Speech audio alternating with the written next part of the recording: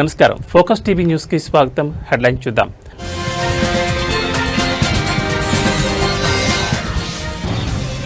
AP రాజకీయాల్లో కీలక పరిణామం. లోకేష్ తో భేటీ కానున్న వంగవీటి రాధాకృష్ణ.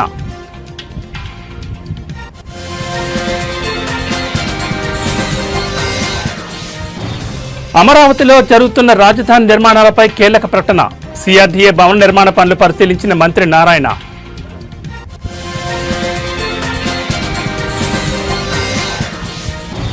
హరీష్ రావు కేటీఆర్ పై తీవ్ర విమర్శలు చేసిన కవిత. ఎమ్మెల్సీ పదవికి పార్టీ సభ్యత్వానికి రాజీనామా.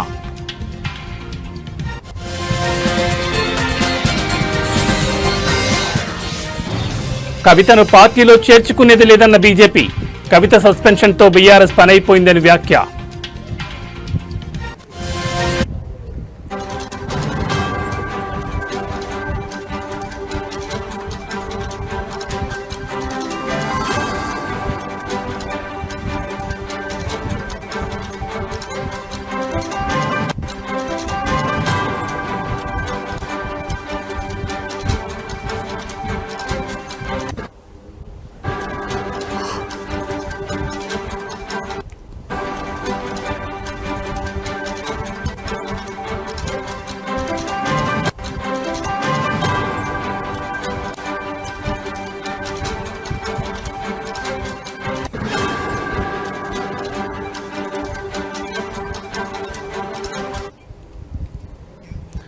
బులెటిన్లో బ్రేకింగ్ న్యూస్ చూస్తున్నాం. ఆంధ్రప్రదేశ్ రాజకీయాల్లో కీలక పరిణామం చోటు చేసుకోబోతోంది.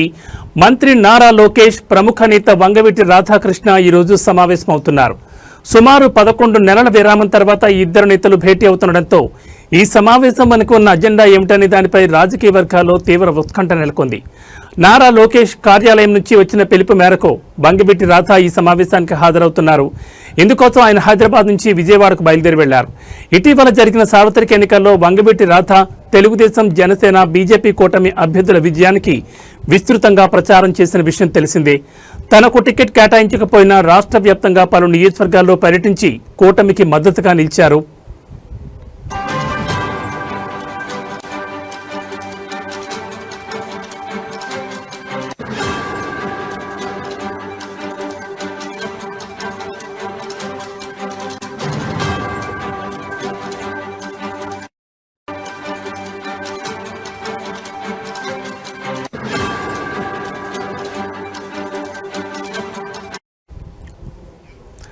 అయితే ఎన్నికల ముగిసి ప్రభుత్వం ఏర్పడిన తర్వాత కూడా వంగవీటి రాధాకు ఎలాంటి పదవి లభించకపోవడంపై ఆయన అనుచరుల్లో కొంత అసంతృప్తి నెలకొన్నట్లు ప్రచారం జరుగుతోంది.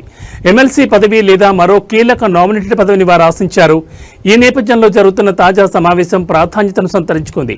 ఈ భేటీలో వంగవీటి రాధా రాజకీయ భవిష్యత్తుపై నారా లోకేష్ నుంచి స్పష్టమైన హామీ లభించవచ్చని ఆయన వర్గీయులు భావిస్తున్నారు. రాధాకు ఎలాంటి పదవి ఇవ్వబోతున్నారు, ఈ సమావేశంలో ఏ అంశాలు చర్చకు రానున్నాయి అనే విషయాలు ప్రస్తుతం ఏపీ రాజకీయాల్లో హాట్ టాపిక్ గా మారాయి. ఈ భేటీ తర్వాత రాధా రాజకీయ ప్రస్థానంపై ఒక స్పష్టత వచ్చే అవకాశం ఉందని విశ్లేషకులు అంచనా వేస్తున్నారు.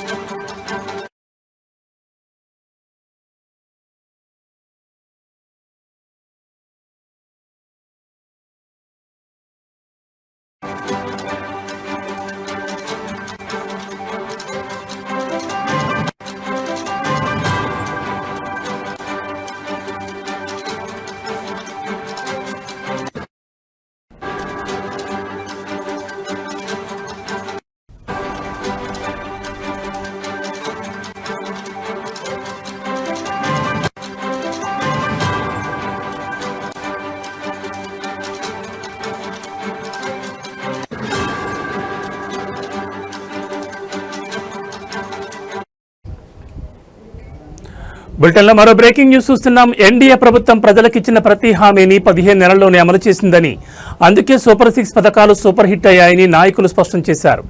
ఈ సందర్భంగా అనంతపురంలో ఈ నెల 10వ తేదీన భారీ బహిరంగ సభ నిర్వహించనున్నారు. సూపర్ 6 సూపర్ హిట్ పేరుతో నిర్వహించే ఈ సభకు భూమి పూజ జరిగింది. ఈ సభకు 3.50 లక్షల మంది ప్రజలు హాజరవుతారని నిర్వాహకులు ఆశాభావం వ్యక్తం చేస్తున్నారు.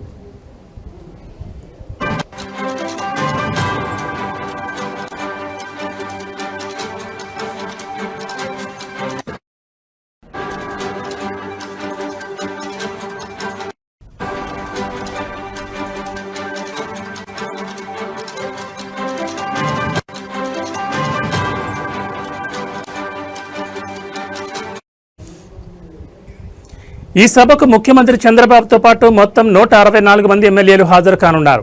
ఎన్డీఏ ప్రభుత్వం సాధించిన విజయాన్ని, హామీల అమలును ప్రజలకు వివరించడమే ఈ సభ ముఖ్య ఉద్దేశమని నాయకులు తెలిపారు.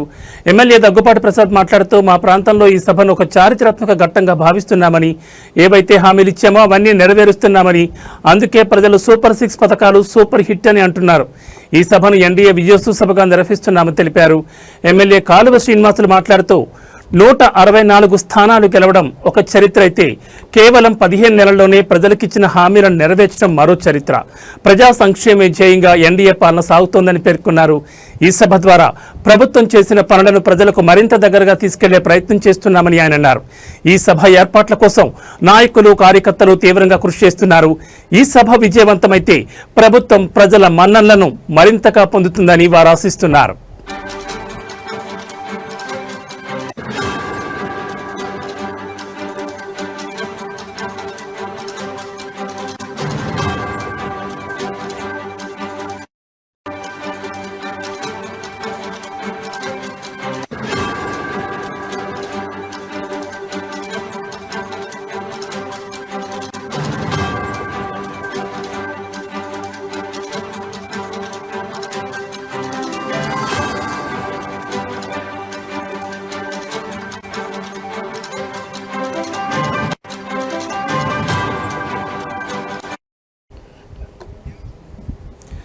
ఎన్డీఏ ప్రభుత్వం ప్రజలకిచ్చిన ప్రతి హామీని 15 నెలల్లోనే అమలు చేస్తుందని, అందుకే సూపర్ 6 పథకాలు సూపర్ హిట్ అయ్యాయని నాయకులు స్పష్టం చేశారు. ఈ సందర్భంగా అనంతపురంలో ఈ నెల 10వ తేదీన భారీ బహిరంగ సభ నిర్వహించనున్నారు. సూపర్ 6 సూపర్ హిట్ పేరుతో నిర్వహించే ఈ సభకు భూమి పూజ జరిగింది. ఈ సభకు 3.50 లక్షల మంది ప్రజలు హాజరవుతారని నిర్వాహకులు ఆశాభావం వ్యక్తం చేస్తున్నారు. ఈ సభకు ముఖ్యమంత్రి చంద్రబాబుతో పాటు మొత్తం 164 మంది ఎమ్మెల్యేలు హాజరు కానున్నారు. ఎన్డీఏ ప్రభుత్వం సాధించిన విజయాన్ని, హామీల అమలును ప్రజలకు వివరించడమే ఈ సభ ముఖ్య ఉద్దేశమని నాయకులు తెలిపారు. ఎమ్మెల్యే దగ్గుపాటి ప్రసాద్ మాట్లాడుతూ, మా ప్రాంతంలో ఈ సభను ఒక చారిత్రాత్మక ఘట్టంగా భావిస్తున్నామని, ఏమైతే హామీలు ఇచ్చామో అవన్నీ నెరవేరుస్తున్నామని, అందుకే ప్రజలు సూపర్ 6 పథకాలు సూపర్ హిట్ అని అంటున్నారు. ఈ సభను ఎన్డీఏ విజయోత్సవ సభగా నిర్వహిస్తున్నామని తెలిపారు. ఎమ్మెల్యే కాలువ శ్రీనివాసులు మాట్లాడుతూ, 164 స్థానాలు గెలవడం ఒక చరిత్ర అయితే, కేవలం 15 నెలల్లోనే ప్రజలకిచ్చిన హామీలను నెరవేర్చడం మరో చరిత్ర. ప్రజా సంక్షేమే ధ్యేయంగా ఎన్డీఏ పాలన సాగుతోందని పేర్కొన్నారు. ఈ సభ ద్వారా ప్రభుత్వం చేసిన పనులను ప్రజలకు మరింత దగ్గరగా తీసుకెళ్లే ప్రయత్నం చేస్తున్నామని ఆయన అన్నారు. ఈ సభ ఏర్పాట్ల కోసం నాయకులు, కార్యకర్తలు తీవ్రంగా కృషి చేస్తున్నారు. ఈ సభ విజయవంతమైతే ప్రభుత్వం ప్రజల మన్ననలు మరింతగా పొందుతుందని వారు ఆశిస్తున్నారు.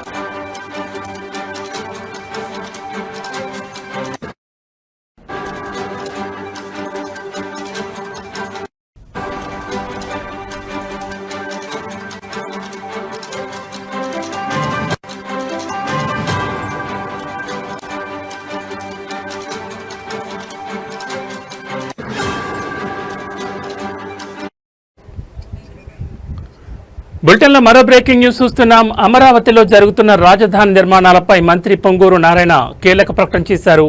సిఆర్డీఏ భవన నిర్మాణ పనులు ఈ నెలాఖరుకు పూర్తవుతాయని, 3 ఏళ్లలో తొలిదశ అమరావతి నిర్మాణ పనులు పూర్తి చేస్తామని ఆయన వెల్లడించారు.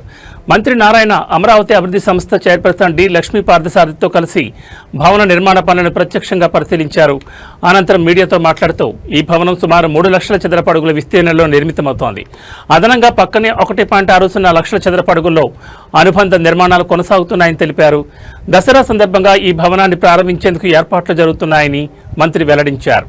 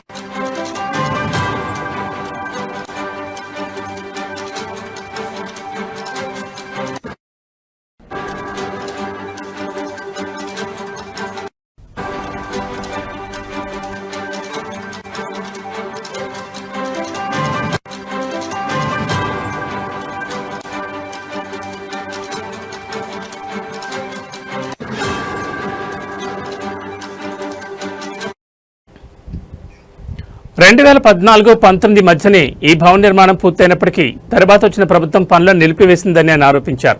ఇప్పుడు మళ్లీ టెండర్లు పిలిచి మిగిలిన పనులను పూర్తి చేస్తూ అమరావతిని వేగంగా అభివృద్ధి చేస్తున్నామని మంత్రి నారాయణ స్పష్టం చేశారు. కొంతమంది కావాలని అమరావతిపై దుష్ప్రచారం చేస్తున్నారని మంత్రి తీవ్ర ఆగ్రహం వ్యక్తం చేశారు. కొండవీటి వాగులో నీటిని చూపుతూ వైసీపీ నేతలు అసత్య ప్రచారం చేస్తున్నారు. వాస్తవంగా వాగులోని అడ్డంకులను తొలగించాం. భవిష్యత్తులో ఎంత పెద్ద వర్షం వచ్చినా అమరావతిలో నీరు నిలిచే అవకాశమే లేదని స్పష్టం చేశారు.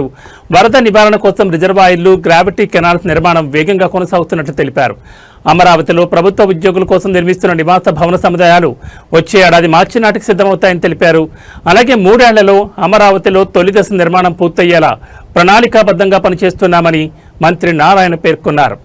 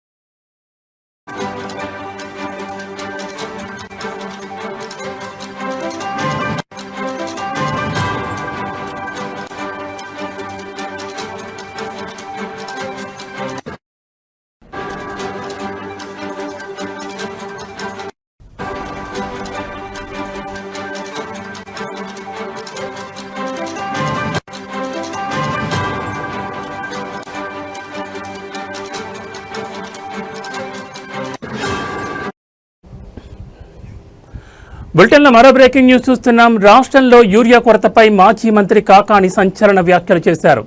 నెల్లూరులో ఆయన మాట్లాడుతూ ముఖ్యమంత్రి చంద్రబాబు నాయుడు మాటలు కేవలం ప్రకటనలకే పరిమితమయ్యాయని, క్షేత్రస్థాయిలో రైతులు తీవ్ర ఇబ్బందులు పడుతున్నారని ఆయన విమర్శించారు. రైతులు ఆందోళన చేస్తున్నప్పటికీ ప్రభుత్వం ఎలాంటి చర్యలు తీసుకోవడం లేదని కాకాని ఆరోపించారు.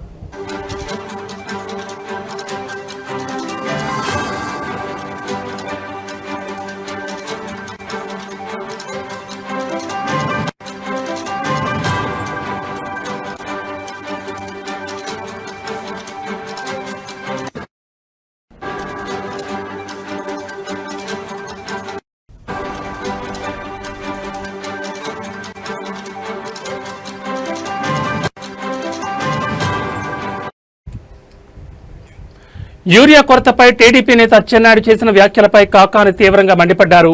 రైతులు ఎదుర్కొంటున్న సమస్యలు అచ్చెన్నాయుడుకు మామూలు విషయంగా అనిపిస్తున్నాయని, రైతులు క్యూలో నిలబడితే తప్పేంటని ఆయన అవమానకరంగా మాట్లాడడం దారుణమని కాకాని పేర్కొన్నారు.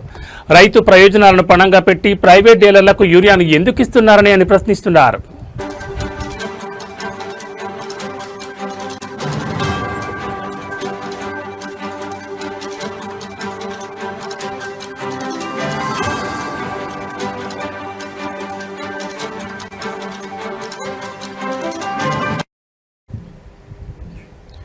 యూరియా బ్లాక్ మార్కెట్ను ప్రభుత్వం నియంత్రించకపోవడంలో ఆంతర్యం ఏమిటని కాకా నిలదీశారు. యూరియా పేరుతో భారీ స్కామ్ జరిగిందని, దాదాపు 200 కోట్ల మేర చేతులు మారాయని ఆయన ఆరోపించారు. ప్రస్తుతం 270 ఉండాల్సిన యూరియా బస్తా 400 నుంచి 600 వరకు అమ్ముడవుతోందని ఆయన చెప్పారు. రైతులకు సకాలంలో యూరియా అందించడంలో ముఖ్యమంత్రి చంద్రబాబు విఫలమయ్యారని, ఈ విషయంపై ప్రజలకు సమాధానం చెప్పాలని కాకాను డిమాండ్ చేశారు.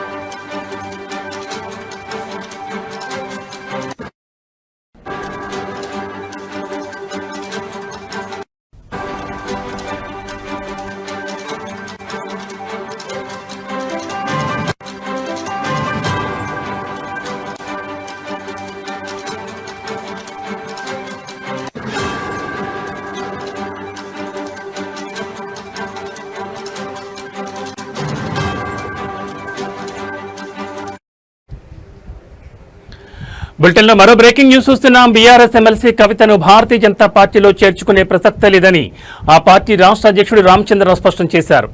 అవినీతి ఆరోపణలు ఎదుర్కొంటున్న వారికి తమ పార్టీలో ఎలాంటి స్థానం ఉండబోదని ఆయన తేల్చి చెప్పారు.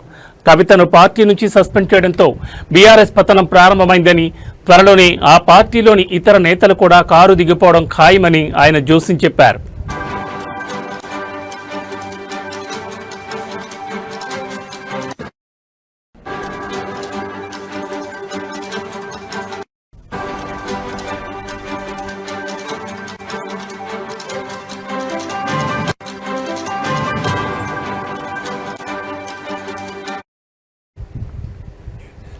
నిన్న నల్గొండ జిల్లా గొండ్రాంపల్లిలో నిర్వహించిన తెలంగాణ విమోచన దినోత్సవ కార్యక్రమంలో రామచంద్రరావు పాల్గొన్నారు. అమరవీరుల కుటుంబాలను సన్మానించిన అనంతరం ఆయన మాట్లాడారు. దోచుకున్న సొమ్ము పంపకాల విషయంలో తేడాలు రావడంతోనే కేసీఆర్ కుటుంబంలో గొడవలు మొదలయ్యాయని, వారి కుటుంబ పంచాయతీ ఇప్పుడు రోడ్డున పడిందని ఆరోపించారు. కవిత చేసిన వ్యాఖ్యలతో బీఆర్ఎస్లో జరిగిన అవినీతి బట్టబయలైందని అన్నారు.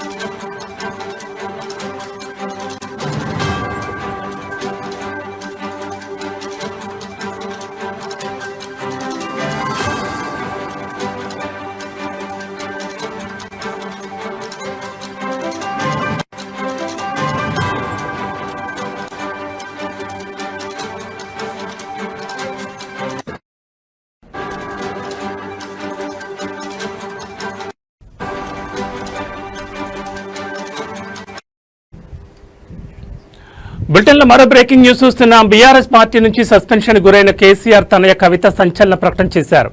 ఎమ్మెల్సీ పదవికి బీఆర్ఎస్ పార్టీ ప్రాథమిక సభ్యత్వానికి రాజీనామా చేస్తున్నట్లు ఆమె ప్రకటించారు. హైదరాబాద్లోని జాగృతి కార్యాలయంలో నిర్వహించిన మీడియా సమావేశంలో ఆమె ఈ మేరకు తన నిర్ణయాన్ని వెలువరించారు. తన రాజీనామా లేఖను మీడియా ముఖంగా చూపించారు.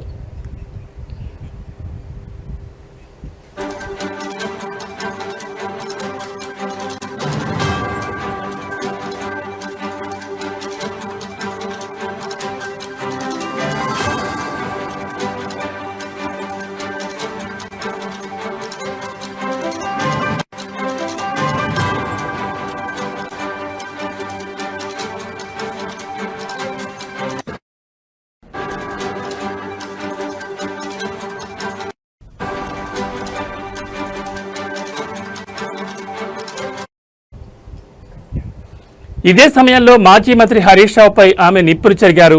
హరీష్ రావు సీఎం రేవంత్ రెడ్డికి లొంగిపోయారని ఆరోపించారు. రేవంత్, హరీష్ ఇద్దరు ఒకే విమానంలో ఢిల్లీకి వెళ్లారని, ఆ ప్రయాణంలో రేవంత్ కాళ్లను హరీష్ పట్టుకున్నారని చెప్పారు. ఆ ప్రయాణం తర్వాత హరీష్ పూర్తిగా మారిపోయారని, రేవంత్కు లొంగిపోయారని, ఆ తర్వాతే కుట్రలకు తెరలేచిందని తెలిపారు. నాశనం చేయడమే హరీష్ రావు పని అని మండిపడ్డారు. కేసీఆర్, కేటీఆర్ అని దెబ్బతీసి పార్టీని చేజిక్కించుకునే కుట్రలు జరుగుతున్నాయని చెప్పారు.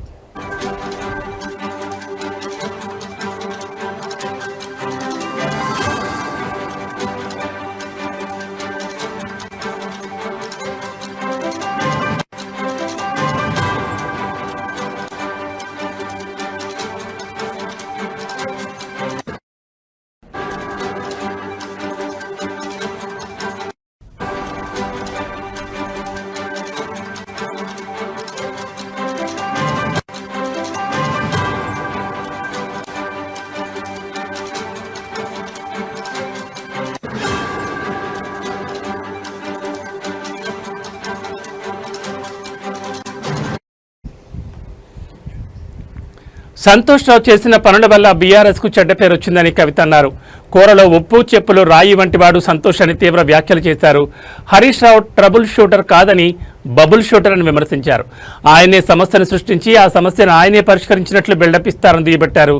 రేవంత్ రెడ్డి కూడా ఎప్పుడు కేసీఆర్, కేటీఆర్లనే టార్గెట్ చేస్తారని, హరీష్ రావును ఒక్క మాట కూడా అనరని కవిత అన్నారు.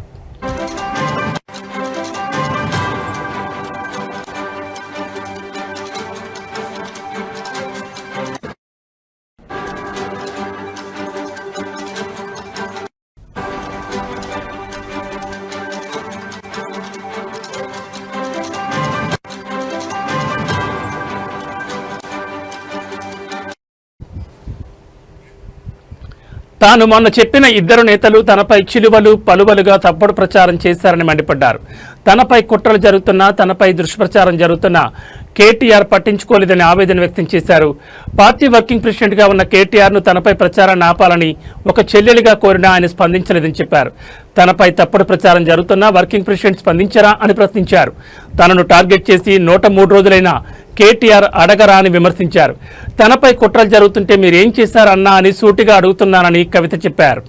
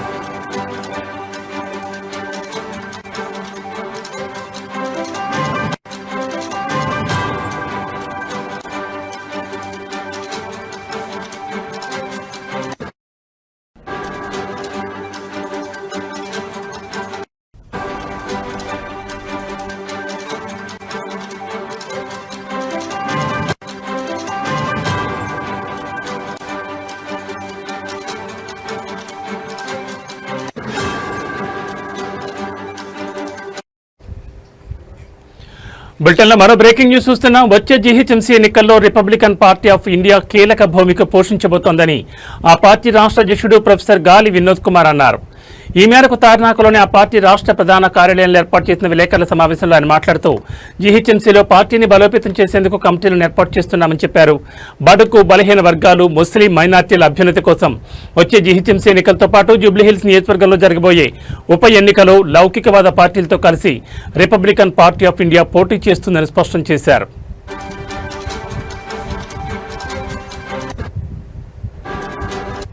జిల్లా కమిటీలు కూడా వేయడం జరిగింది. దాంట్లో ప్రధానంగా హైదరాబాద్ జిల్లా కమిటీ, అలాగే ఆదిలాబాద్ జిల్లా కమిటీ, ఖమ్మం జిల్లా కమిటీ, వరంగల్ జిల్లా కమిటీ, అంతేకాకుండా ఆ ఉమ్మడి ఆదిలాబాద్ జిల్లాల్లో ఆసిఫాబాద్, ఇంకా నిర్మల్, అలాగే మంచిర్యాల్, సో ఇవన్నీ కూడా జిల్లా కమిటీలన్నీ కూడా మనం వేయడం జరిగింది. ఈరోజు హైదరాబాదులో జిహెచ్ఎంసీలో పరిధిలో ప్రధానంగా సెటిలర్స్ ఎవరైతే ఉన్నారో, ఆంధ్ర సెటిలర్స్, వాళ్ళకు కూడా ప్రాతినిధ్యం కల్పించాలనే ఉద్దేశంతో ఆ ఆంధ్ర సెటిలర్స్ ఫోరం అధ్యక్షుడిగా మోహన్ బాబు గారిని, సీనియర్ లీడర్ మోహన్ బాబు గారిని వాళ్ళ నియామకం చేయడం జరిగింది. అట్లాగే జనరల్ సెక్రటరీగా షేక్. ఇవి బులెటిన్ అప్డేట్స్. మరిన్ని అప్డేట్స్తో మళ్ళీ కలుద్దాం. నమస్కారం.